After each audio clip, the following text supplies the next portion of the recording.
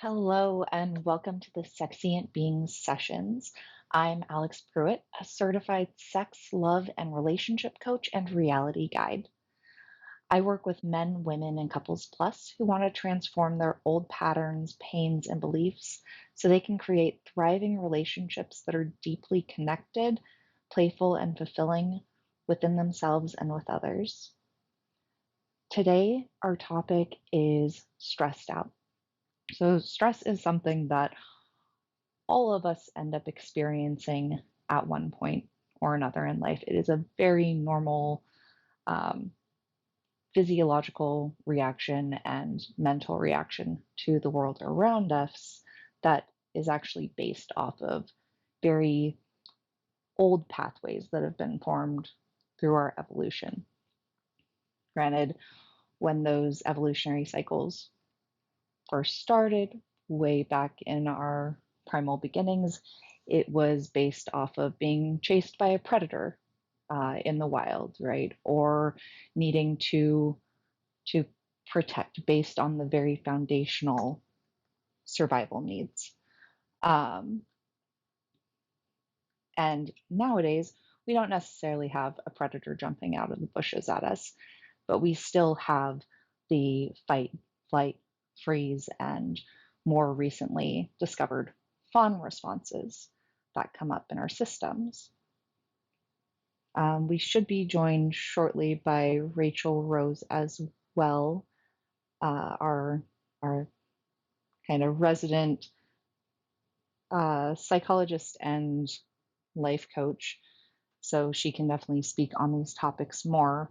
I'm going to start out by just kind of going over some of the basics of how stress shows up.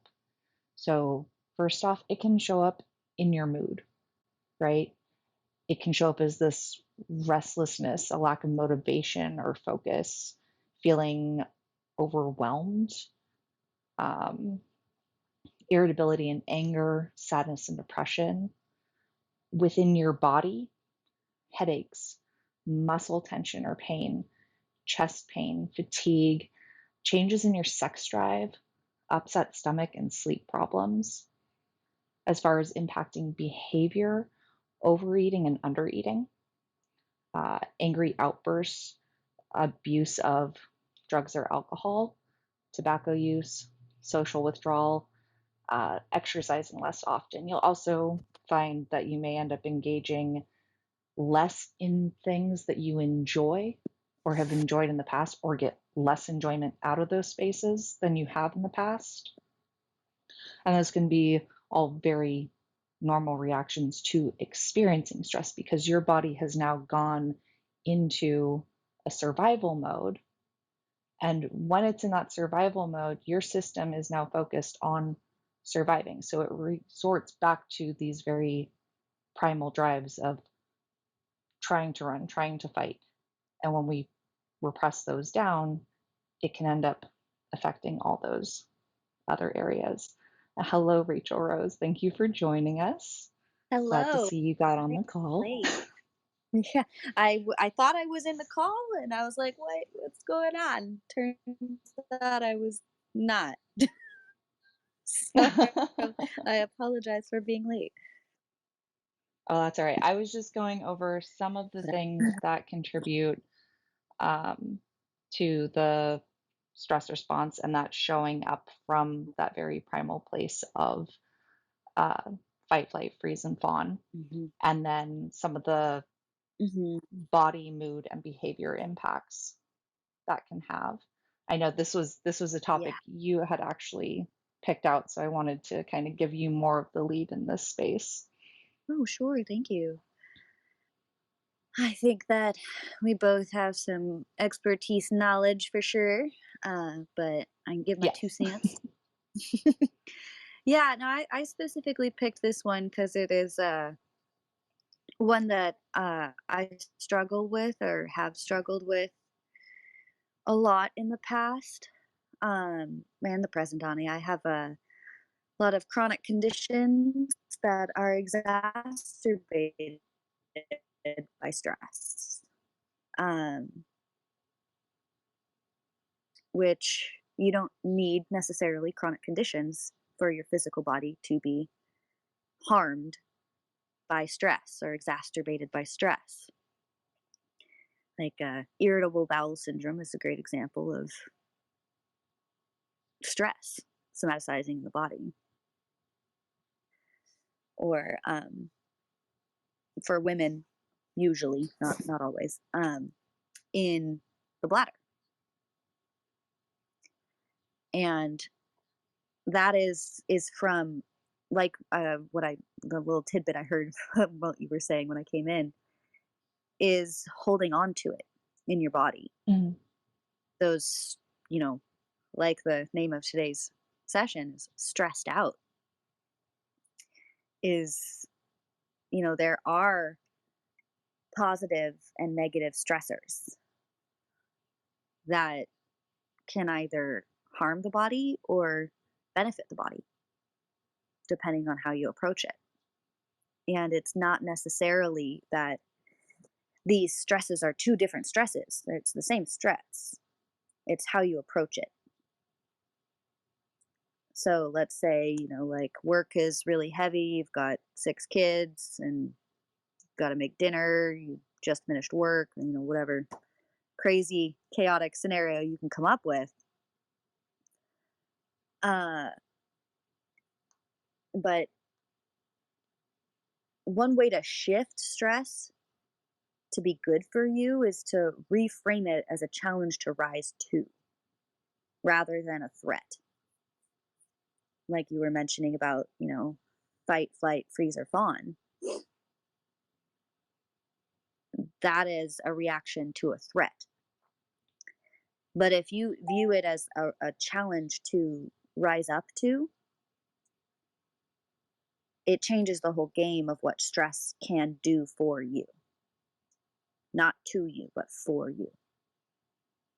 And it's like the juggling of that simple word change. So minute what stress can do for you versus what stress can do to you. It's a single word change that changes the whole game for yourself. Engaging in positive self talk and viewing stressful situations as opportunities for growth can also help. That approach takes a lot of mental conviction within yourself, and it's not going to be successful every single time. You're going to have to continuously remind yourself because those intrusive thoughts of when you're stressed out will invade your space and your being. And it doesn't just corrupt your mind, it corrupts your physical body. And, there are simple ones as well. Regular exercises, meditation, mindfulness practices, or literally just seeking out a social support group from friends or family and venting. Journaling is a great one. I highly suggest dedicating an entire journal to intrusive thoughts. Write down every horrible thing that you're thinking, and don't. Well, I guess maybe not so aggressive a word. I highly advise you don't. I still said don't. My God. Sorry, guys. That you approach it without writing, "Oh, but I'm still going to get through this." For this journal entry, just write all the crap that you're feeling. It could be intrusive suicidal thoughts. It could be intrusive abandonment issues, or whatever it is. It doesn't really matter. You're not writing it down because you're going to create it into being. You're writing it down to get it out of your body, out of your mind. Well, and I think that's the important piece, right? Is Mm-hmm. recognizing that it's giving it a name and Mm-hmm. identifying that it even exists, right? That's that Mm-hmm. first part of Yeah. awareness. And like Mm-hmm. you can come back later and then start addressing okay, how am I going to get through this? But the very first part is just bringing that awareness that it's even there, not overdwelling Yeah. in that Yeah. space, right? which Mhm. can happen really easily, especially when you stay stuck in your head about Mhm. whatever it is. Yeah, But also not denying that it exists, right? Especially you exactly. mentioned um, suicidality. Yeah. That can be one that gets wrapped up with a lot of shame. And Mhm. just because you're recognizing that there may be those thoughts coming up Mhm. doesn't mean you're ever going to take action on them, Exactly. right? They can be very normal in the human process. And like it, there is a lot of psychology that can go behind that. I guess I don't want to dive into different Yeah. parts and identities and ego death and everything right now, but there are different forms of death that can take place in a person's system, Oh, right? 100%. Yeah. And just getting it out, recognizing, giving it a name. Yeah, it doesn't mean that you're now manifesting that into reality. You're actually more likely to manifest it into reality the more you repress it. Yeah. I love that you did mention, we didn't get into it and we don't need to. The ego death that we spoke about this last week as the phonic fall, Mhm. um, which is a death. And not all death is permanent or sucky or terrible, because with that death comes rebirth, just like the phoenix. And the beauty of it, especially when you allow yourself, um, let's go with the journal process because we were on that. If you allow yourself to really fall down and get all of, when you fall down and scrape your knee, like, it hurts, and you're rushed with adrenaline and overwhelm and anxiety and shame and this and that. The list can go on forever. Um, but the beauty of it is you are so much closer to the root now. So that root is deep, deep down at the core of all of your being and your existence. So when you fall phonically, you could probably turn around and it's right there. But you are in the dark, so you got to feel around. It's scary out there or in there.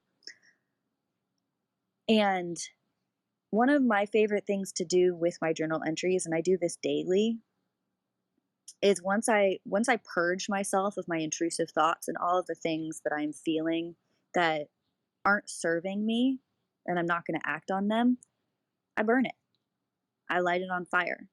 And the way that I see it for myself, which may be beneficial for others, but I still suggest that, it's important to find what works best for you and what makes stress management, a regular part of your routine. So if this works for you, I that's great.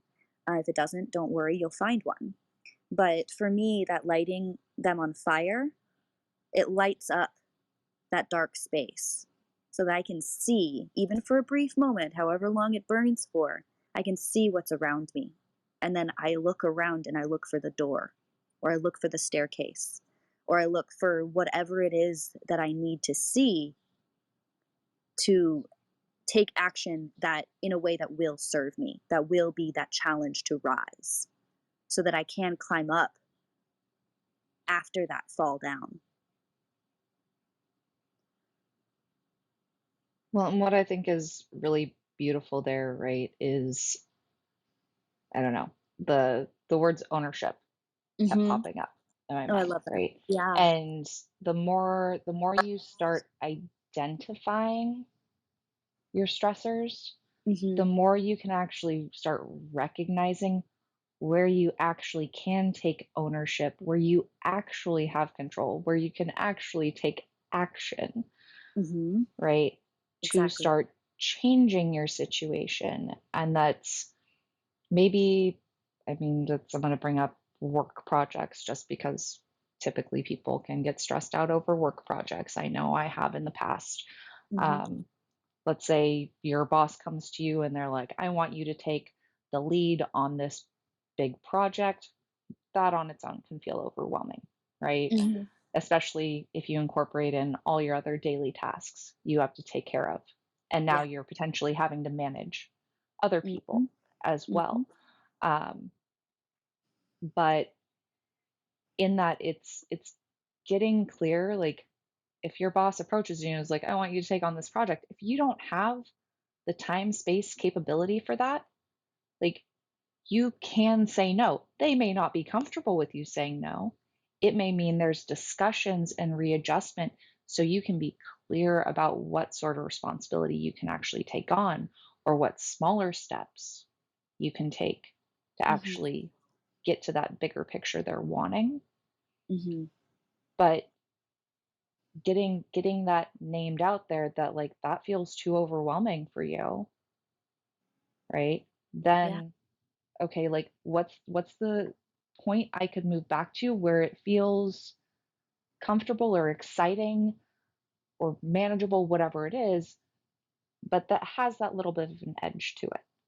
So Yeah. like you're pushing yourself, there's that little bit of stress or in the positive sense, you stress Mhm. to motivate you to actually take action and move forward. Mhm. Also, even recognizing like if it's something you can't take on at all, Oh, and then you yes. can communicate that. Mhm. Um, and that gives you the ownership of what you can do, and especially when it comes to other people's expectations, it can Mhm. be very well conditioned into our society that somebody comes to you and they're like, "I want you to do this for me," Yeah. right? Whether that is a question or a demand, they come across in both ways. Um, but being authentic with what you can do. Right. And you mentioned, whether or not you can do it, but also we have a lot of pressure, especially like, if the boss comes up and says, I want this done and I want it done by the end of the day or something like that. And you can recognize that you are capable of doing it. But if you want, you're not capable of doing it to your satisfaction or your boss's satisfaction within the end of the day, Mhm. communicating that. Yeah, I can do that. But if you would like it done properly, I can have it done for you by the end of the week. Does Yeah, that work for you? Can we it's come up with an agreement that does work? Because that way I can get you the best possible product that you're asking for, and I don't have to compromise myself. yeah. No, that's And I that was actually just writing a um like bonus PDF for my clients around dom sub dynamics in the world of BDSM. And it kind of touches on this same piece of like you're creating a line of communication, not just having a demand placed on you, Mhm. right? Which our society demands get placed all the time. It still doesn't Mhm. mean you have to do it. There is a choice that comes up in there, even if it doesn't feel like a choice. Right. Um, but in that, it's like check in with your sub to see what they're actually capable of. Do they have the right tools? Right? Mhm. Like if you send a we're going to use the example of my kid in this one, right? A 6-year old into a calculus class, how much do you actually expect him to excel when Yeah. he's just learning numbers? Yes. Right? He's probably not going to do too great, and he's probably going to hit a wall where he either doesn't do the work, gets frustrated and angry, like just completely procrastinates and avoids it Mhm. because he doesn't get it, Mhm. right? And Yeah. so it's creating that the little bit of stress. So like that normal progression for him right now is he's going from like learning initial numbers to addition and subtraction, right? That's that Mhm. next smaller step that has a little bit of a challenge edge to it, Mhm.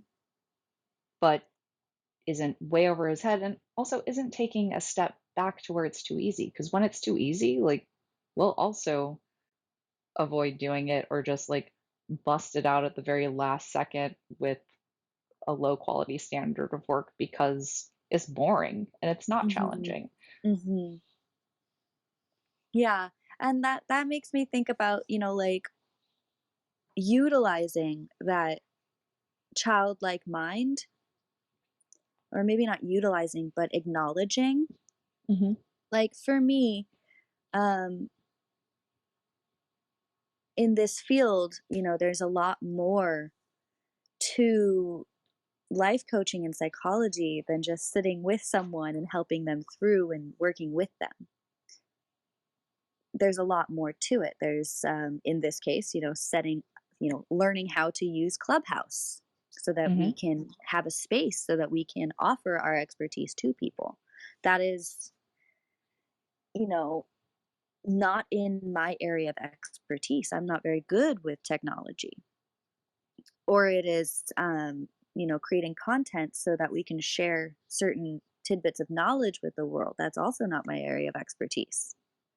And so, one of my favorite things to do, which I am constantly reminding myself and talking myself out of the shame of it, is what I like to call going back to the basics. I'm like, okay, I need to learn how to crawl through this before I can run. I know that I've got something, so I know I'm at the crawling stage. I'm not in the swaddling stage. I know that. So I don't have to go back that far. That would be too easy.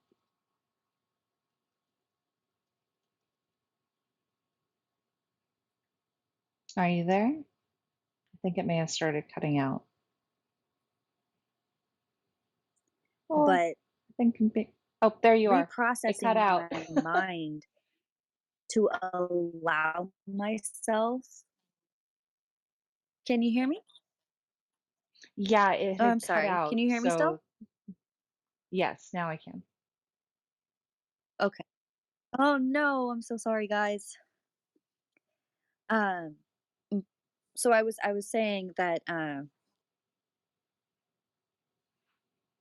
okay, you can hear me. Perfect. I'm so sorry, guys. Um but I call it, going back to the basics. That's what I tell myself and what's comfortable wording for me in my brain. Um, and I am allowing myself not to fall into the stressed out shame spiral of I'm 31 years old. Why don't I know how to use this? Why don't I know how to do this? And instead, I allow myself the best part of that is I am 31 years old. I am not a 6-year old. I have taken calculus, but sometimes I need to start with my pluses and minuses to remind myself of the knowledge that I have to, get those gears running again before I tackle on a huge job. Um, and that does slow things down, and that is so important when it comes to stress is to not take it at a run every single time, every single challenge that comes at you. Having the freedom that I allow myself to be a novice again for a short period of time allows me to become a master in a shorter period of time. And that, in and of itself, releases a lot of stressed out feelings, and it takes the stress and uses it. How can I make stress work for me? Is to just you take it slow and you relearn and you reprocess and you retrain yourself every single time. And it becomes easier and easier and easier over time. And it is important to note that reframing the way you view stress, it's not something that you just do once and you're all good and you never have to do it again. It's a daily practice. Like I mentioned before, this includes like exercise, mindfulness, meditation, whatever serves you, but it is a daily routine. And so, like I was just saying for myself, is I constantly tell myself baby steps. If you take too big a leap, you might end up falling in the water. And in this case, I don't know how to swim. So if I want to make sure that I don't drown, I've got to approach it slowly. And a lot of that does also mean letting go of things in your external world that aren't allowing you to approach it that way.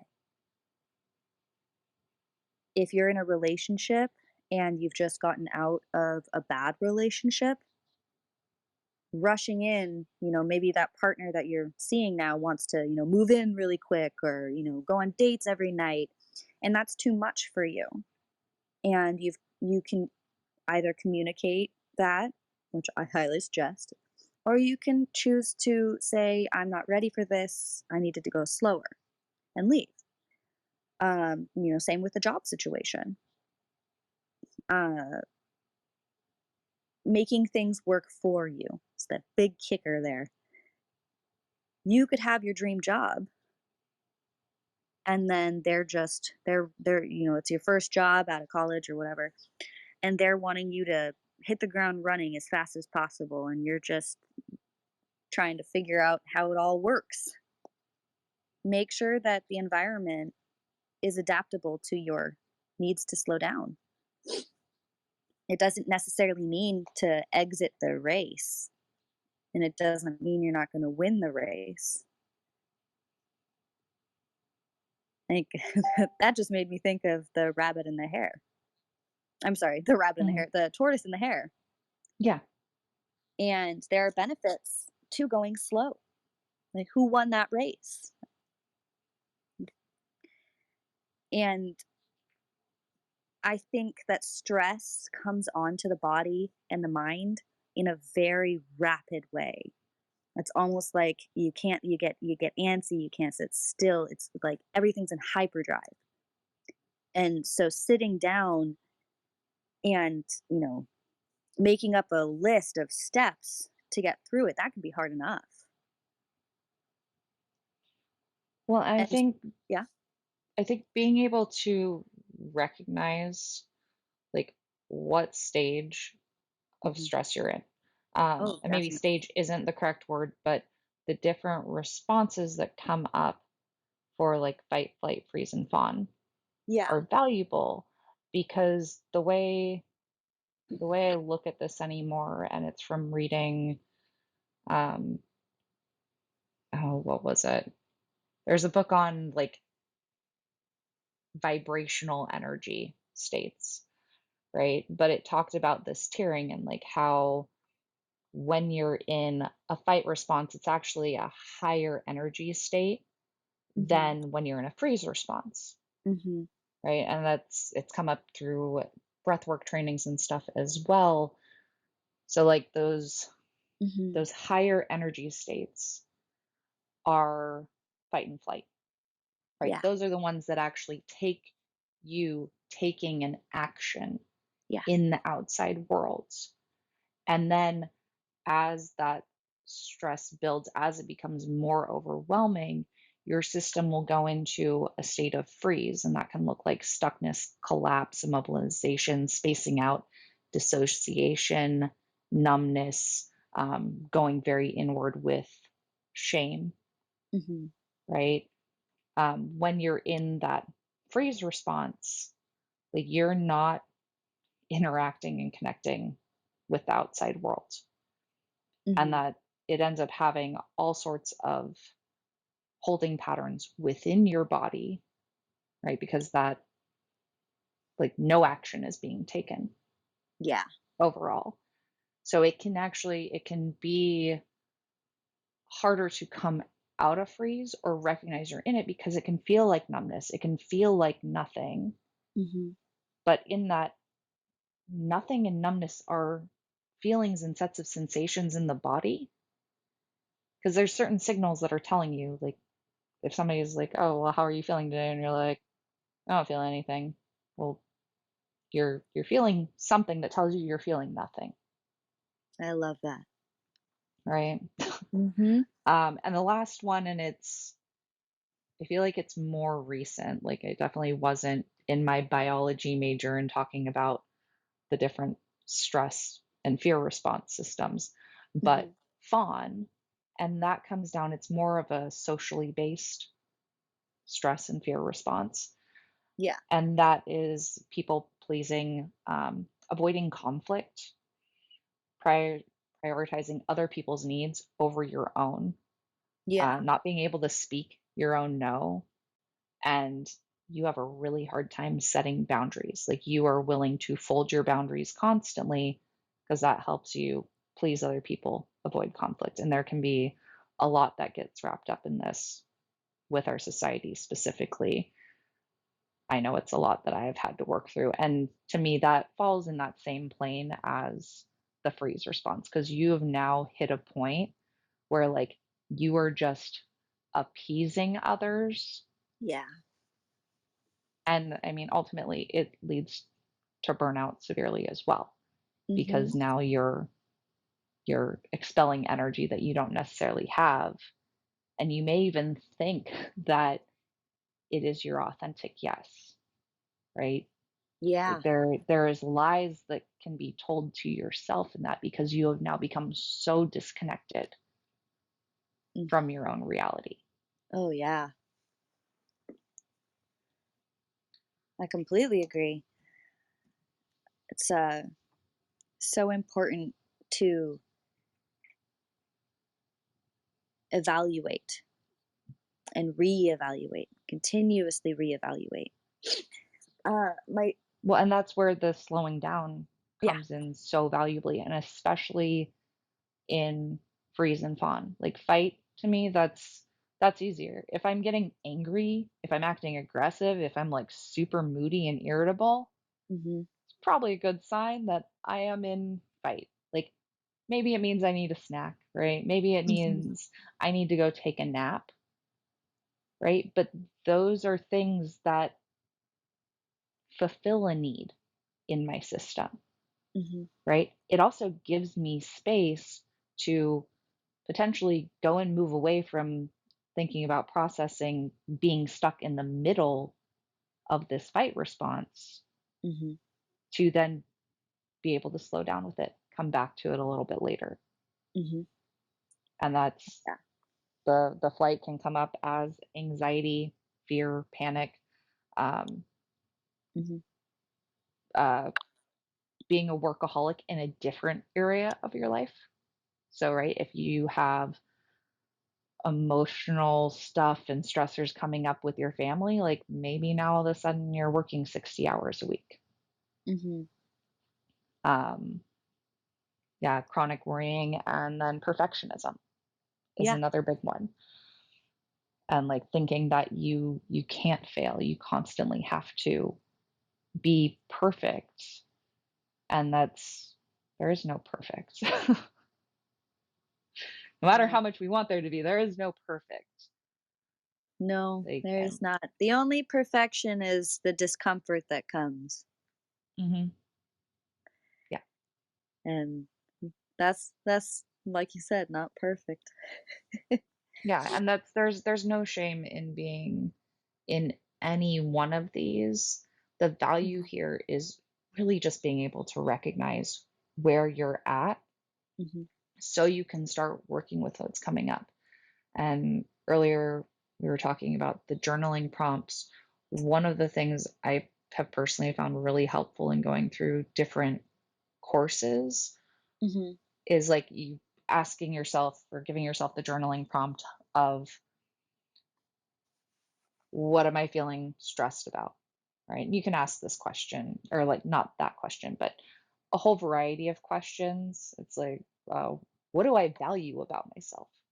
Right. There's another Mhm. one, and that's not necessarily stress related, but you ask yourself like a short, easy question that takes shorter, easy responses.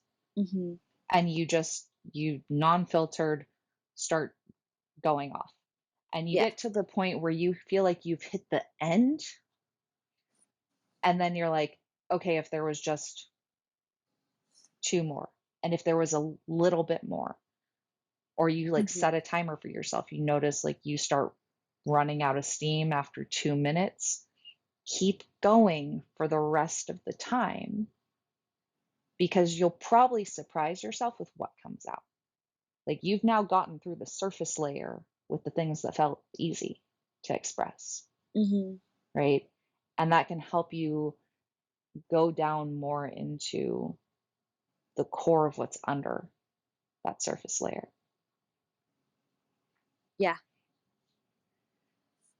This is a lot of mythology or folk tales have either, like a Baba Yaga or like a giant, in the Odyssey is the one-eyed Cyclops that they're fighting.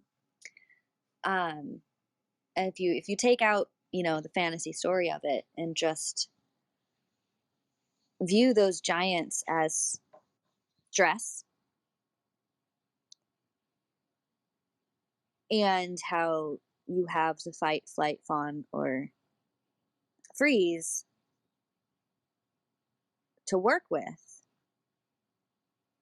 how you approach that giant, that's now woken up. It was sleeping and now it's awake and now it's raging.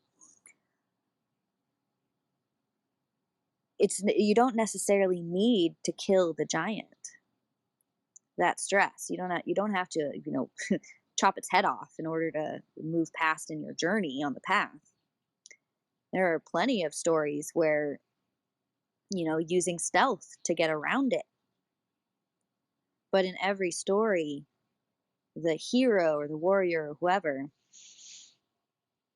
takes time to evaluate the situation. And like you said, take a break, take pause to figure out what the right move for you is in that situation. And it could be you wanting to tackle that giant head on. And I'm all for that. If you want to do that, go for it. Just make sure that you are confident in your ability to do so. Well, And and that also, you yeah, are able to resource as well, right? And yes, I yeah, mean, confidence comes along with that. There can also be the very,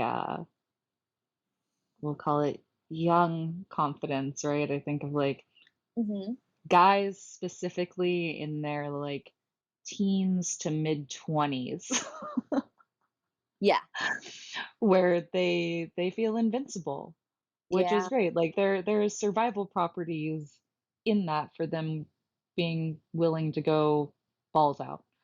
Um, yeah, but yeah. but in that, like there's almost a false confidence to it, right? And that's if you're at the point where Oh, you're actually looking at these things, like you're probably yeah, not in that definitely. stage Yeah. anymore. So like their safety is a concern, quality is a concern, right? For your life and this awareness that you're not necessarily invincible because for them their stress response probably isn't Hmm. acting up, right? It is not engaging in the way it currently Hmm. is. So there's a fear in your system of death, whether that means Yeah. actual death or not. So like in that stepping into like Hmm. you know that And you can go take a hot bath if that's something that's nourishing, right? You can go journal, you can meditate, exercise. yeah. You can remove yourself to a space that is safe, even if that means like going into your bedroom and locking the door for 10 minutes because Hmm. you feel stressed out being around your kids or your partner, right? Hmm. And this is a big one. You can delegate. You don't have to tackle it all by yourself. Like I mentioned, the Odyssey, Odysseus went and conquered the Cyclops. He did kill it, but he did not do it alone. He chose to tackle the giant, the obstacle that was in his way. He chose to annihilate it. He chose to become the warrior, but he did not do it by himself. And in many stories, when heroes or warriors are by themselves, most cases they avoid and they go around the threat. But in this specific story, Odysseus did not choose to go around. He chose to attack, but he didn't do it alone.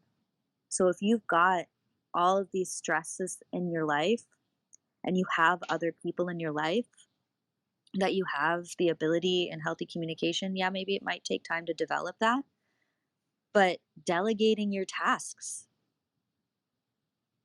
is a Well, big help to alleviate stress. You don't have to take it all on by yourself. It one, is true that the world around us makes us feel that we have to, that we don't have permission from the other people in our lives to delegate. And a lot of that comes down to like evaluating the people in your lives. well, I think that can also be a state of not knowing how to ask for help, Oh, right? Or not being definitely. Yeah. comfortable in asking for help. Hmm. Because I have to say, in my own experience, I was raised by a single mother as Hmm. far as any of my recalled memories are. And she took on so many responsibilities alone, right? That Yeah. she very rarely asked for help. Like we didn't even live near family, right? And I'm sure there are spaces she was asking for help that I wasn't aware of as a kid, but the example I got was this person doing it all on her own all the time, Yeah. right? And a piece of my own journey was learning how to ask for help Yeah. because I got Same. I got really good at multitasking. But the more I found that I multitasked, the more responsibilities I was taking on, the more stressed out I felt. My quality of work, my Yeah. quality of life, like all the things went down significantly. Like I get why I hit burnout so hard. And that Mhm. burnout, like I was down and out off of work for 4.5 months. Like Yeah. when it finally crashed completely, Yeah. right? I had little things that showed up. Sorry, my throat keeps getting all cloggy. Um, but I had little things that would show up where like my low back would start aching, right? And I'd keep ignoring it, and then I slipped a disc in my low back. Hmm. And at that point, I was down and out for 8 days, whether I liked it or not, because I literally could not be up and walking around. It was not comfortable to lay down. It was not comfortable to sit. Like it was just a lot of pain and medications for 8 days. Yeah. And in that, like part of my journey was learning how to ask for help, like knowing that it's okay for other people to take on their own responsibilities. Hmm. That was one of the things I found was a like one of my contributing factors in the downfall of my marriage, Hmm. right? And even building that relationship in the first place was I was very into people pleasing and like wanting to help other people um, have have the things they dreamed of, right? I put together this like big wedding, which I didn't want a big wedding. I would have been happy just going down to the courthouse or going to the Church of Elvis in Vegas, right? Like I didn't care about investing all that time for myself. Hmm. The man I was marrying wanted a big wedding with 100 to 150 people, Yeah. right? I had a certain budget I needed to fit within, and that didn't facilitate paying somebody else to delegate all of that too, right? Hmm. And I made like paper flower bouquets and folded 1,000 cranes and set up all the things. I also didn't ask for help from other people or him, Yeah. Yeah. right? But it it wasn't helpful in that I didn't ask him to be a part of that creation. I would end up taking on the responsibility of his consequences, whether positive or negative, Hmm. in trying to keep a relationship. And ultimately, like that relationship was not healthy for many reasons, but my part in that didn't help, right? Yeah. Like I could have let him take his responsibility versus me also taking that. Yeah. No, I completely agree with you. And like I also was raised by a single mother. My dad is kind of in and out most all of my life. Um so I also had that, I want to say, idolization of what a strong independent woman looked like, Mhm. because that's what I was experiencing up until I was about 18 years old and I went out on my own. And I, for a very long time, and I had a lot of health issues at this time, I didn't want to ask for help. Asking for help was weakness, or meant that I wasn't a strong independent woman. Mhm. And there was a lot of shame in that. But all the stress that was going on around me in my life, that wasn't viable. I was going to die, and I mean that literally. I was going to die if I didn't ask for help. So I later found out that I had cancer. So that Yeah. was very bad. And I didn't have that many people around me to ask for help.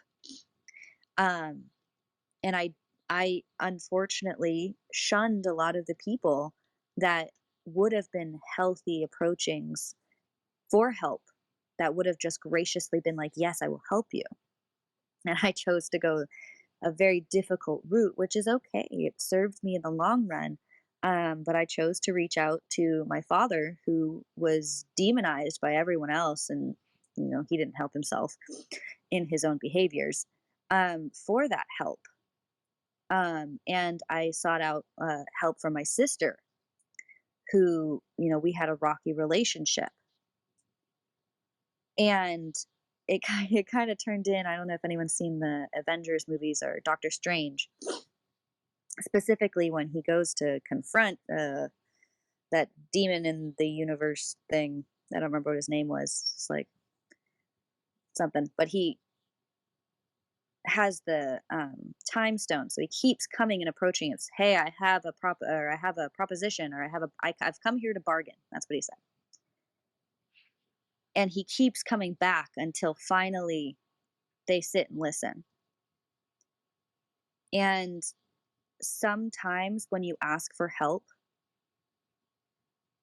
that's what happens, because that's what happened to me. Is it took me approaching these people regularly, because they're family, so they're not disappearing. You can choose to cut off family. I'm not saying that. But I basically was approaching them and saying, "I'm here and I'm here to bargain. I need your help, but I need it this way specifically. I don't want you to just come in here and take over, because this is my ship. I'm the captain. Mhm. But I need multiple people to sail that ship. I can't do it by myself. So I'm here to bargain. Do you want to be my first mate or not?" And I found doing that released a lot of the stress from it. So there are so many different ways to approach asking for help and overcoming what you have been conditioned over time to believe asking help means for you and your experiences. And sometimes it can be easy. Like later in life, I went to those people that I had shunned and I asked them for help, and they didn't need a bargain. They didn't need a second, an explanation. They just said, "Okay, what do you need?" And I think for me, it served me to go about it the difficult way, because that released a lot of the shame that I was feeling about asking for help. And I now view asking for help as a hero finding their master to apprentice under. It's kind of like the wizard in their apprentice, and Well, that's and that's teachers and learning and whatever. it's a key form of leadership, Mhm. right? When you can set clear expectations, the person you're asking, right, of what that is, Yeah. removing expectations that it has to be that person fulfilling it, Mhm. right? Removing expectations that if they say no, that it means anything about you, Yeah. that it's just them telling you where they're at for themselves, Yeah. right? Like if I go and ask my dad to borrow money and he tells me no, it doesn't mean I'm any less valuable or worthy or anything else. It just Yeah. means that he doesn't have that capability. And it can get wrapped up that if we receive a no from somebody else, that it means something about our value or our worthiness or our deservingness. And that just means to me like that wasn't that good match. Once again, it was a misalignment. There's another avenue for you getting that fulfilled. Mhm. Exactly. And like that's when I was doing renovations on my house. Like I had one of my friends who kept offering to help out. He ended up coming down, I think, one time and he helped me with a bunch of little projects and it was awesome. And he had said, "Oh, yeah, I'll come down again." I asked a couple more times. It kept getting kind of like pushed off, blown off, whatever it was. And I actually found for myself in that I could do way more in that regard than I thought I could Mhm. for doing renovations on my house, which was really fulfilling in my capabilities.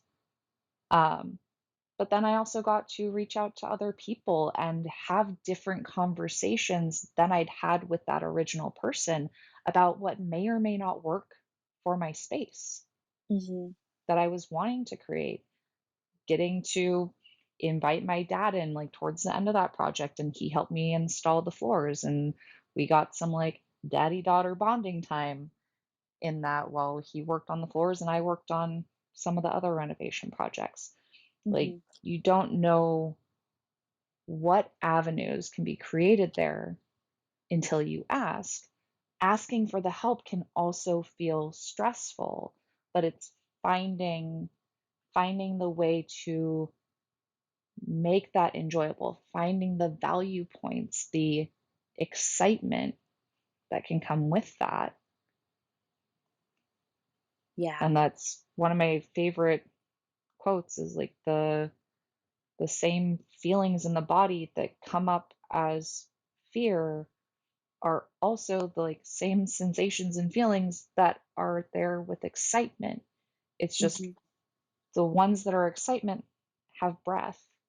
The Mhm. ones that are fear, you're holding your breath. And that shows up even in massage work. I Oh, worked in yeah. massage for 6.5 years. When I would hit certain points on a person's body, I could tell that they were uncomfortable and it hurt because they would stop breathing. Mhm. We tend to hold our breath when it's something painful or uncomfortable that we don't want to feel. Yeah. The ironic part to that is you That's when you need to actually breathe. feel it more. Yeah. When you breathe through it, it allows the space for To that to release. relax out. Mhm. Yeah. Yeah. And I think there's, we fixate a lot on the starting point and the destination Mhm. and forget to enjoy the journey. And to quote Miley Cyrus, it's not about how hard it is to get there. Oh God, what is it? It's not about, sorry, I'm quoting a song. Uh, it's not about how hard you have to fight to get there. It's not about what's waiting on the other side. It's the climb. Yeah, it's the journey to getting to that place that is Mhm. the experience. Like yes, there is the experience in attaining the goal or the desire at the end of it, Mhm. right? Yeah. But that's usually pretty short lived. Like that's And anticlimactic usually. You're like, "Really? yeah, That's it?" like yeah, like, I wanna say it's maybe 5% of the experience, Yes, yeah. right? The road between where you started and when you got to that goal line, Mhm, when you got that desire and achieved it, mhm. that's the meat of it, right? Oh, yeah. That's Oh, yeah. the girth of what's there and, like, where you end up getting the nutrition and fulfillment out of Mhm. it. Oh, definitely. Yeah. And, you know, that is away from going too stressed out or, you know, in stress to having stress work for you is like I was Mhm. mentioning, it's seeing it as a journey to like conquer and overcome rather than, oh no, I'm in a whirlpool or sinking sand and I'm drowning. But Yeah. what skill do you get to learn? Like, in reality, sinking sand doesn't actually do, you don't just like fall down immediately like in the movies. So take time, pause, look around you, look for those vines, figure out how to get out. And then once you're Well, out, you're and like, "Oh, look at that. I got legs again." yeah, and prioritize what you can do now. Like, Exactly. if Yeah. you can if it's something small you can knock out in 5 minutes, like, and there's, like, 10 of those on your list, cool, like, do those over the next hour, and Mhm. those are all taken care of, and they're completely off your plate. Mhm. Um, if it's something you cannot do anything about today, write it Yeah. down, set it aside, Exactly. because there's literally nothing you could do to control that situation today. It doesn't Yeah. even need to be on your mind. And this is not, life is not a timed race.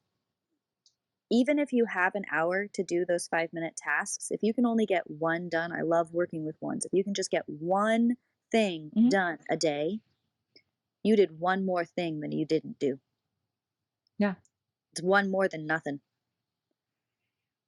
Yeah, I can't remember what the movie was called, but it was one that my ex-husband actually loved, even though I don't know how much he applied it to his own life, but it's Bill Murray, and he's, like, a psych patient, Oh, and goodness. I don't he's, know this like movie. he's kinda, like, stalking his therapist, if I Uh-huh. remember right, but they keep and the movie may actually be called this, but, like, they keep repeating the phrase "baby steps," right? Yes. And, Yes. like, that's you gotta take the smaller steps, like, you have to learn to walk before you run, right? Mhm. Like, have compassion with yourself, especially if the stress is coming up around a new skill. Mhm. Like, it is okay if you do not excel at that thing. You are learning, and there is a lot of beauty and magic that comes in the process of learning and growth and expansion. Yeah.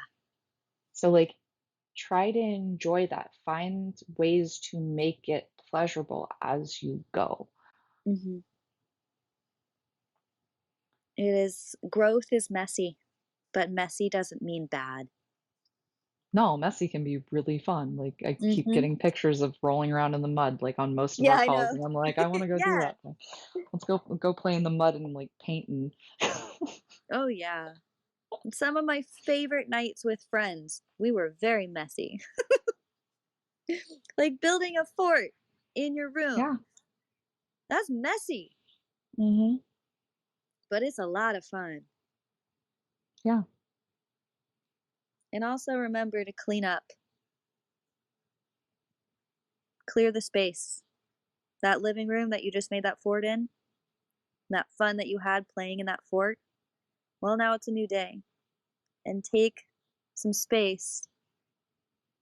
I love to do it by myself just because I love, I feel like I'm cleaning out my mind when I'm cleaning out my room. Mhm. But don't clutter your environment. Clean up that fort that you built if you're no longer using it. utilize Yeah, that that's space.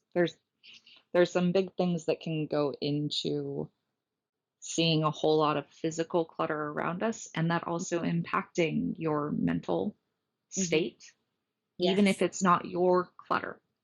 Yeah. So that is a very lived experience that I have had Mhm. many times in my life. So if if you are feeling stressed out, like one of the first simple things you can do, right, is like get out your list, clean up what you can actually clean up there. But also cleaning up your physical space can be really, really Really beneficial. helpful. Yeah. Yeah. And I know you said you needed to get going at 2, and I we're at do, that time. unfortunately. Yes, I have to hop off, but thank you guys for coming and listening, and I will see you all next week. All right. Have a great week. I just want to let everyone know we will be back next Thursday at 1 p.m. Pacific Standard Time. And next week we will be talking about dating from pleasure, which is one of my favorites. And it's going to be talking about removing expectations, having that space be fun, and how that can create spaces of flow so you're not like feeling stuck in the mud, right? You can play with it. You can play with that mess that can be dating. So Mhm. beautiful. Thank you again, Rachelrose, Thank and we will you. Have see a great everyone afternoon. next week. Yeah, bye, guys. Bye.